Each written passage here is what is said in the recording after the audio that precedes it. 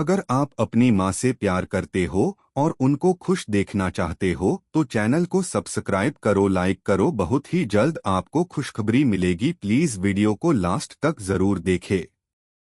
सास की मसालेदार कहानी। सास बहू का रिश्ता एक ऐसा जटिल संबंध है जिसमें प्यार, शिकायतें, हंसी, आंसू और कभी कभी तकरार का मिश्रण होता है।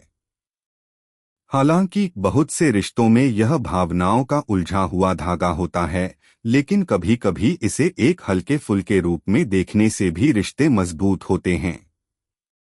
यही कुछ सास और बहू के बीच में था जब सास ने अपनी बहू को एक मसालेदार कहानी सुनाने का फैसला किया। कहानी की शुरुआत। चमचमाती धूप में घर के आंगन में बैठी सास रुक्मिणी देवी अपनी बहू सुमन को हल्की हंसी के साथ देख रही थी।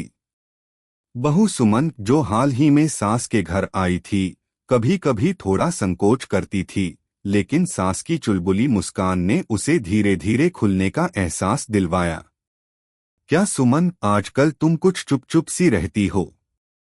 ऐसा क्या है? रुक्मिणी देवी ने बहू की तरफ देखा। उसकी आंखों में एक हल्की सी शरारत झलक रही थी। सुमन थोड़ी देर चुप रही, फिर हल्के से मुस्कुराई। क्या बताऊं मां जी, बस घर के काम में ही उलझी रहती हूँ। रुक्मिणी देवी हंसी के साथ बोली, अरे तुम तो नई हो हमारे घर में। तुमसे पहले भी बहुत सी बहुएं आई हैं, लेकिन हर किसी के पास अपनी एक कहानी होती है। एक मसालेदार कहानी जो कभी न कभी घर में घूमे ही आती है। मसालेदार? सुमन ने शरारत से पूछा। हाँ हाँ, मसालेदार। वैसे तो हमारी जिंदगी में हर चीज मसालेदार होती है, लेकिन आज मैं तुम्हें अपनी एक मसालेदार कहानी सुनाऊंगी। रुक्मिणी देवी ने बहू को अपनी तरफ खींचते हुए कहा। सुमन थोड़ी उत्सुक हो गई। क्या है वो कहानी? रुक्मिणी देवी ने अपनी आंखों में एक ट्विंकल डाला और कहना शुरू किया, यह कहानी बहुत पुरानी है, जब मैं तुम्हारी उम्र की थी। उस समय ससुराल में एक पूरी अलग दुनिया थी। कहानी का आरंभ। यह बात उस समय की है जब मैं पहली बार अपने ससुराल आई थी।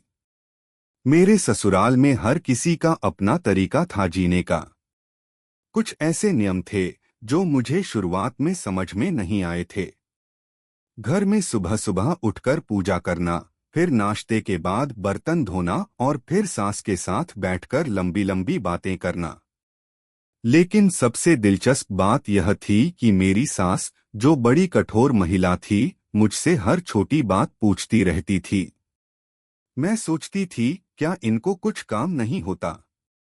एक दिन मुझसे बर्तन धोने के बाद सास ने पूछा, तुमने आज खाना कैसे पकाया? मैंने कहा, सासू जी, मैंने आलू की सब्जी बनाई है, कुछ खास नहीं। वो मुस्कराई और बोली, देखो सुमन, खाना बनाने में स्वाद ही नहीं है तो घर में शांति कैसे होगी? मैं चौंकी और बोली, क्या सासू जी, क्या आप भी, इतना मुश्किल है क्या? सास ने फिर जो कहा वो मुझे समझ में आया। कहने लगी, यह मसालेदार कहानी की बात है। घर में ताजगी चाहिए, स्वाद चाहिए और हंसी भी चाहिए। अगर इन तीनों चीजों का मिलाजुला न हो तो फिर क्या फायदा? मसालेदार राज। रुक्मिणी देवी हंसी रोकते हुए कहने लगीं, वैसे उस समय तो मुझे यह सब बहुत अजीब लगता था, लेकिन अब समझ में आता है कि सास सही कह रही थीं। घर में सही मसाले, सही लोग और सही समय का मिलाजुला बहुत मायने रखता है। सुमन चहकते हुए बोली, मां जी, यह तो बहुत मजेदार है। अब तो मैं भी समझ गई कि आपकी हंसी और बातों का मसाला घर के माहौल को कितना सजीव बनाता है। तुम ठीक कह रही हो सुमन। असल में घर का माहौल वही होता है जो हम बनाते हैं। अगर हम चुपचाप बैठकर सिर्फ काम करें तो घर का रंग फीका हो जाता है, लेकिन जब हम हंसी और मजाक से दिन की शुरुआत करते हैं तो हर दिन एक नई उम्मीद और ताजगी के साथ आता है। तुम भी अब समझोगी, रुक्मिणी देवी ने सुमन को मुस्कुराते हुए कहा। तुमसे पहले भी कई बहुएं आईं और चली गईं, लेकिन जिन बहुओं ने घर में हंसी और मसाला डाला, उनका नाम हमेशा याद रखा गया। आखिरकार हंसी का मसाला। रुक्मिणी देवी की इस मसालेदार कहानी ने सुमन को न केवल हंसाया, बल्कि उसे यह भी सिखाया कि सास और बहू के रिश्ते में मसालेदार हंसी का भी एक बड़ा योगदान होता है। घर का माहौल तभी अच्छा बनता है जब रिश्ते में प्यार के साथ साथ एक दूसरे के साथ हंसी और हल्की फुल्की शरारतें भी शामिल होती हैं। सास और बहू के रिश्ते में एक अद्भुत ऊर्जा होती है जब दोनों मिलकर एक दूसरे के साथ अच्छे पल बिताते हैं और हंसी मजाक के साथ दिन की शुरुआत करते हैं।